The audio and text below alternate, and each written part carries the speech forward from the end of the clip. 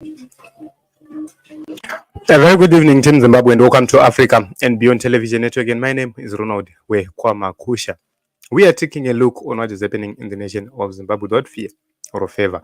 So let us take a look on the independence. Zimbabwe government is already mobilizing for the 18th April independence celebrations, which are supposed to be held in Murambinda. Preparations it advanced the stage for the people to attend these celebrations, and 70,000 people are expected to attend these celebrations. Let us take a look onto this report by the Herald. So they say more than 70,000 people are expected to make their way to Murambinda B High School on Thursday for the country's 44th National Independence celebrations. This year's commemorations will be held in this part of Manicaland province in line with the Second Republic's devolution thrust and the mantra of leaving no one and no place behind.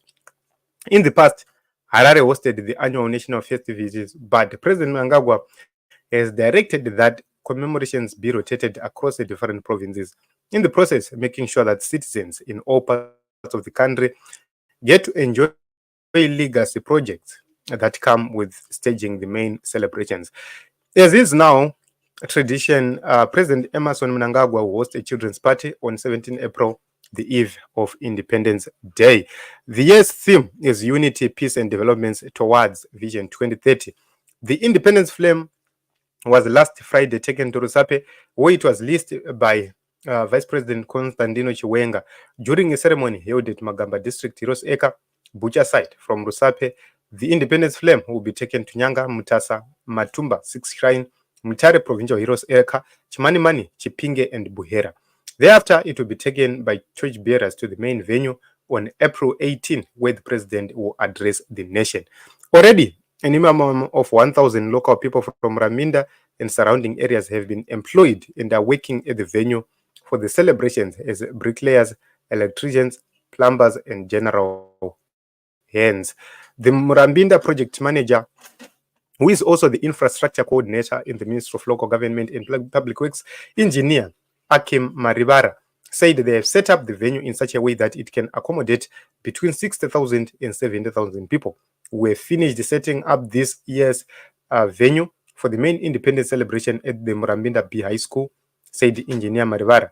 Manicaland province requested us to prepare a place that can house between 60,000 and 70,000 people. We have done just that, and we can assure you that those numbers can attend the main celebrations and comfortably enjoy the proceedings.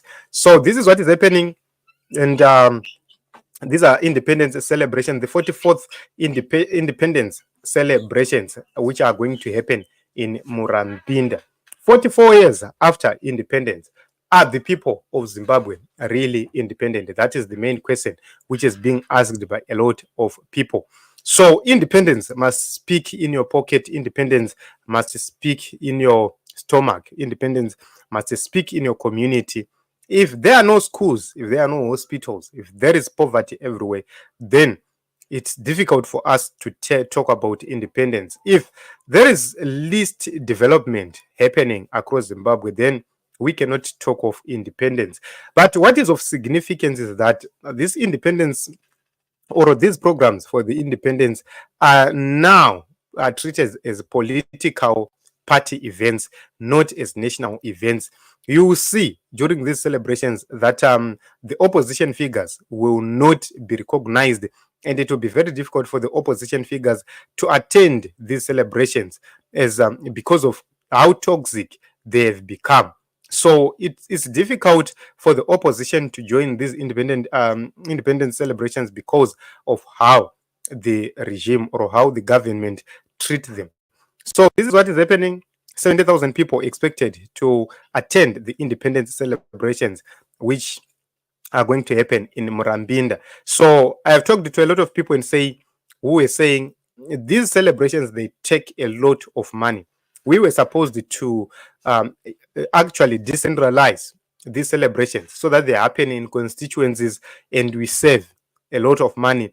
The president can now address the nation virtually and it's possible, but because of how ZANU-PF want to be to move around, it's difficult. So you see everybody from the minister, the president, the ministers, the MPs, they'll even run away from their own celebrations of my constituencies vachenda kwa Murambinda, because that is the protocol.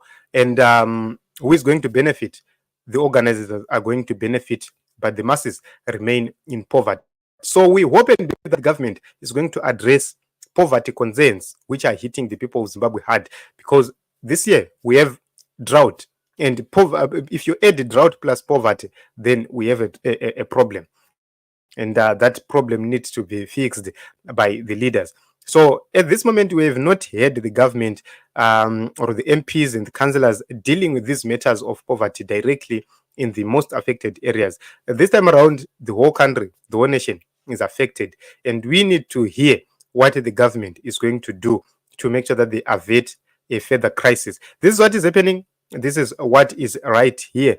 Zimbabwe is celebrating the 44th independence in Murambinda, and 70,000 people are expected to be part of such celebrations. Let us meet in other episodes as well as other broadcasts.